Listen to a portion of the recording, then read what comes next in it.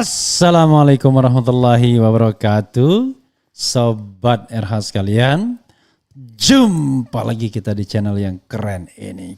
Keren cadas. Ya, sobat semuanya, ini adalah seorang aktivis Syahganda Nainggolan. Berharap Anies membawa 3 nama ini untuk didoakan di Multazam, yaitu 1 AHY, 2 Gatot Nurmantio, dan 3 Syahganda Yeni Wahid. Jadi walaupun hampir pasti AHY ada di kantong Anies Baswedan, tapi rupanya Syahganda masih ingin ada calon alternatif yang didoakan di Multazam. Nah, karena itu dimensinya tidak hanya dimensi horizontal, tapi dimensi vertikal. Siapa tahu ada bisikan malaikat ya, untuk memilih calon wakil presiden yang lebih bisa menuju ke arah kebaikan dan kemenangan tentunya. Ya sobat, ya menang dan baik itu harus menjadi sesuatu yang senapas. Karena kalau Anda berdoa di Multazam depan pintu Ka'bah, tapi kemudian Anda tidak, apa istilahnya ya, Anda tidak amanah atau tidak menang dengan cara baik, ya sama saja sama saja nggak benar artinya ya. Ya sahabat RH sekalian, coba kita bacakan apa yang dituliskan oleh Syahganda Nainggolan dan sudah diberitakan pula oleh media rmol.id ini. Kita bacakan ya. Menarik ini. Syahganda minta Anies sebut nama Yeni, Gatot, dan AHY saat berdoa di Tanah Suci. Republik Merdeka. Calon presiden dari Koalisi Perubahan untuk Persatuan KPP Anies Baswedan yang sedang menjalankan ibadah haji diminta untuk turut memohon petunjuk dalam memilih calon wakil presiden cawapres. Permintaan itu disampaikan Direktur Sabang Merauke Circle Dr. Syahganda Nainggolan.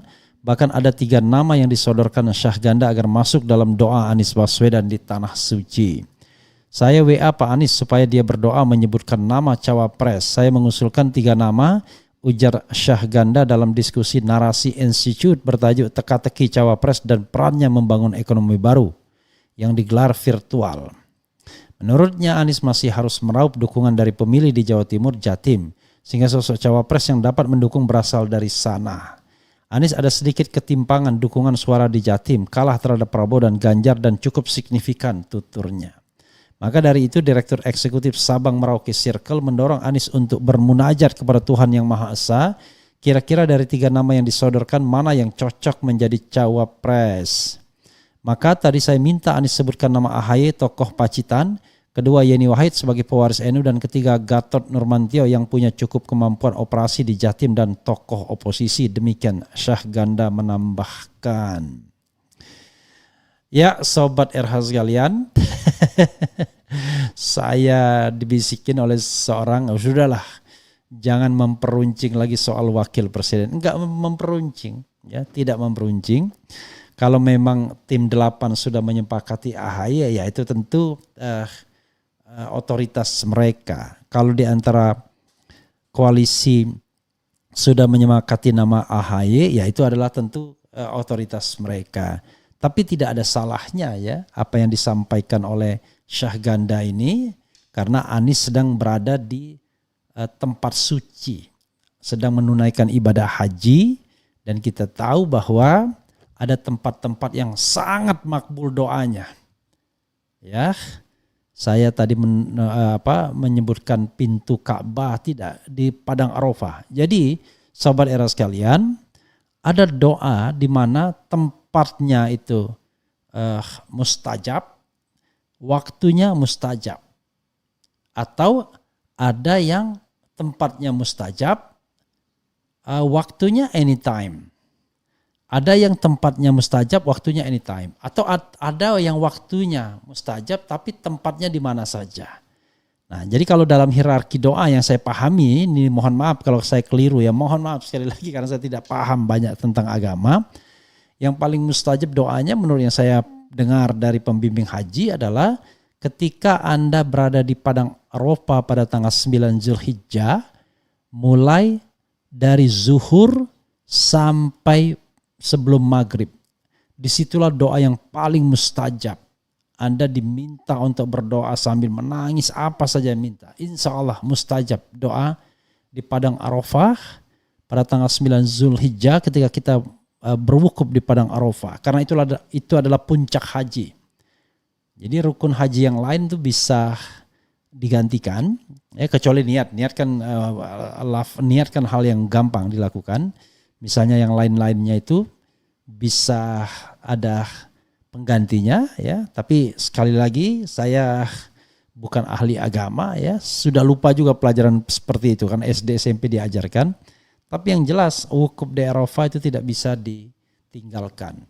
Orang yang meninggalkan wukuf di Arafah maka ya tidak sah hajinya, karena itulah puncak ibadah haji. Dan disitulah doa insya Allah ya dikabulkan oleh Allah Subhanahu wa Ta'ala. Jadi apapun yang kita minta insya Allah dikabulkan, yaitu waktu antara zuhur sampai menjelang maghrib. Itulah waktu yang paling mustajab untuk berdoa, dan tempatnya yaitu saat wukuf di Padang Arafah. Jadi waktunya itu 9 Zulhijjah ketika wukuf, dan tempatnya adalah di Padang Arafah. Tidak ada tempat yang lain. Itu yang mustajab.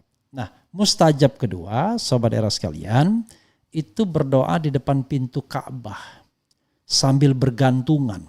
Saya tidak tahu ceritanya seperti apa, tetapi ada satu riwayat, misalnya ada seorang yang akan dihukum mati karena melakukan perbuatan yang pantas dihukum mati, tiba-tiba dia berdoa sambil bergantungan di depan pintu Ka'bah.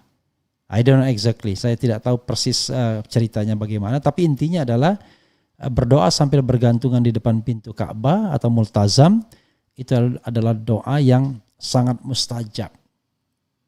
Tempat berikutnya di Ka'bah konon adalah di Hijr Ismail, ya, di depan pancuran emas itu, di mana orang sering melakukan sholat sunnah di sana sambil berdoa. Itu yang katanya sebenarnya itu adalah bagian dari Ka'bah juga. Sebenarnya Hijr Ismail itu. Jadi itu bagian dari Ka'bah juga sesungguhnya. Itu yang ketiga. Nah yang keempat saudara sekalian, di Raudhoh. Di Raudhoh itu adalah tempat antara mimbar Rasulullah dengan kamar tidurnya. Tidak terlalu besar tempatnya. Saya membayangkan tempat Rasulullah sekarang menjadi makam Rasulullah bersama dengan Abu Bakar As-Siddiq dengan Umar bin Khattab. Ada makam di situ, dan antara makam yang sebelumnya adalah kamar tidur Rasulullah itu ke mimbar itulah yang namanya Raudhoh. Orang juga berebutan, tapi sekarang sudah pakai antri ya. Jadi masuk ke Raudhoh itu tidak lagi seperti zaman dulu, tapi sudah pakai antri sekarang, dan bagus ya. Ada antri.